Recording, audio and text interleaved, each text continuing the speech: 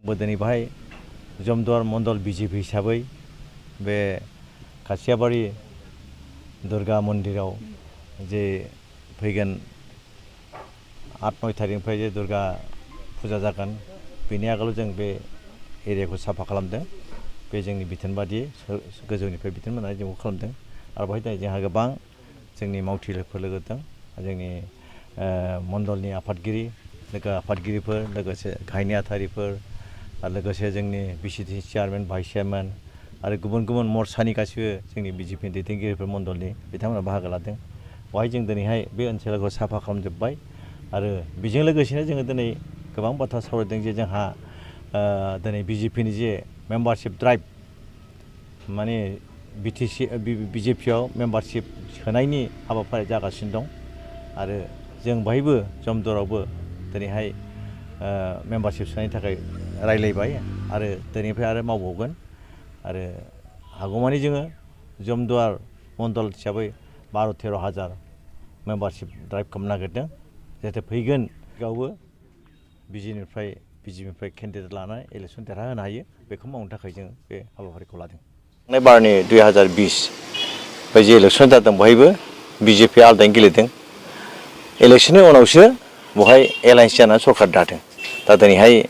जोंनि बिटिसिआव UPPL BJP आरो GSP मोनथाम पार्टिया लानानै सरकार दादों। एबारबो जोङो जोंनि बिजेपिनि गोहोखौ देखायनो आरो दिनै बिजेपिनि सक्तिया गोबां बांगासिनो दं गोबां मानसियानो बिजेपिआव जयेन जागासिनो दं बेखौ दिन्थिनो थाखाय फैगोन बे बिटिसि इलेक्सनाव जों आलदायै गेलेगोन बे खाथां आरो बेवहाय इलेक्शनाव मा जायो अनेक खोथा बेखौ गोजौनि जोंनि दैदेनगिरिफोरा सिन्था खालामगोन बेखौ मावगोन। दा खिन्थु जों दिनै नुदों जोंहा एलायन्स जादा जा खोथा गैया जिहेतु जोंहा बे बिजेपि दं पार्टि जोंनि पार्टिखौ स्ट्रें जोंनि पार्टिनि गोहोखौ जों बांहोनो थाखाय नाजादों। मा दिनै जोङो रिजियनेल पार्टि नङा नेसनेल पार्टि दिल्लीयाव जोंहा सरकार दं आसामाव जोंहा सरकार दं बहायबो जोंहा एलायन्स सरकार दं। दा ओंखायनो जों जोंनि पार्टिखौ जोंनि पार्टिनि गोहोखौ बांहोनो थाखाय जों नाजादों। बाहाय सोरखौबा जों गाज्रि मोननानै खामानि मावनाय नङा सोरबाखौ फेजेननानै मावनो थाखाय नङा जोङो जोंनि गोहोखौ दिन्थिनो थाखाय बेवहाय जों पार्टिखौ मजबुत खालामनो थाखाय जों मेम्बारशिप सोदों आरो फैगोन बे इलेक्सनावबो बिटिसि इलेक्सनावबो जोङो देरहानायनि खोथा गैया बा दा देरहाथों बा देरहाब्लाबो जोंनि पावारखौ दिन्थिनो थाखाय जोङो बे इलेक्सनखौ गेलेगोन आरो बेवहाय जों आसा खालामदों देरहानाया बांसिन जोंहा आसा दं। मानोना दिनैहाय जों नुदों भट स्ट्रेंथफोरखौ नायोब्ला जोङो बिजेपि सायाव देरहानाया साबसिन रासिन दं आरो बेवहाय दिनैहाय बयबो मानसिफ्रानो जायफोर राजनितिकआव लोब्बा गैया बिथांमोना दिनै सोलायनो लुबैदों। आगोलाव बिपिएफखौ सोलायबाय दिनै इउपिपिएलखौबो सोलायनो गोबाङानो लुबैदों। ओंखायनो बिथांमोना दिनै सोलायनाय हिसाबै बिजेपिखौ सिन्था खालामदों बिजेपिखौ रासिन सानदों। मानोना दिल्लीयावबो बिजेपि सरकार आसामावबो बिजेपि सरकार आरो बे बिजेपि सरकार जे जोंनि बे मोननै जायगायाव सेन्ट्रेल स्टेटआव जे सरकार जे खामानि मावदों बे खामानिखौनो बयबो मानसिफ्रा गोसो गोजोनदों आरो लुबैदों बे बिटिसिआवबो बिजेपि सरकार जायोब्ला बैबायदिनो साबसिन जों खामानि मावनो हागोन होननानै बयबो आसा खालामनायखाय बयबो दिनै बिजेपिआव गोसो होनानै लोब लोब बिजेपिआव हाबफैदों आरो बिजेपिनि थाखाय खामानि मावदों। बेथ' फेक्टर जानो नाङा मानोना आं दहाय बुंदों भट स्ट्रें भटनि गोहोखौ नायोब्ला जोंनि गेजेराव 60-40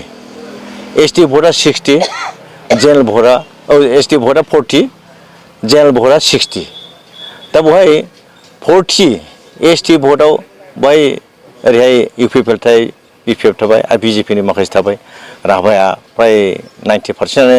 बिजेपिआव दं। बर'आवबो दिनै 10% फ्राय हाबबाय होमबा बे 40% जुदि 10% फैयोब्ला 30%आव थागोन। खिन्थु ओरैहाय जेनेरेल भटआ जों नुदों 20%आ डिसिजन जाना थांब्लाबो जोंहा 40% दंखायो आरो एसटिनिफ्राय 10%ब्ला 50% दं। दा बेखौ नायोब्ला बिसोर ज' जायोब्लाबो हयथ' निश्चय एफेक्ट जानाय नङा आरो ज' जानो हायोब्ला मोजां जोंथ' लुबैयो ज' जानांगौ आरो जोंनि जायगायाव गोजोननाय खौसेथिजों जौगानाय खामानि मावनांगौ गुबुन गुबुन माहारिफोरखौ लानानै जों खामानि मावनांगौ जों बेखौ लुबैदों। नाथाय खौसे जानाय जायो बिसोरनि खोथा जाहैबाय खिन्थु जों लुबैयो खौसे जायोब्ला मोजां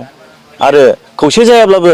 जोंहा बिजेपि हिसाबै जों खुनु आपत्ति गैया आरो बेवहाय जोंहा खुनु एफेक्ट जानाय नङा आरो दिनै जों नुगासिनो दं दा जेनेबा जमदर हिसाबै जोंहा फुराना दंखायो जमदराव जों बिजेपिआव सोनाय खालामथ'वाखै गोबां मानसियानो लाइनाव दं बिजेपिआव हाबफैनो नागिरदों खालामथ'वाखै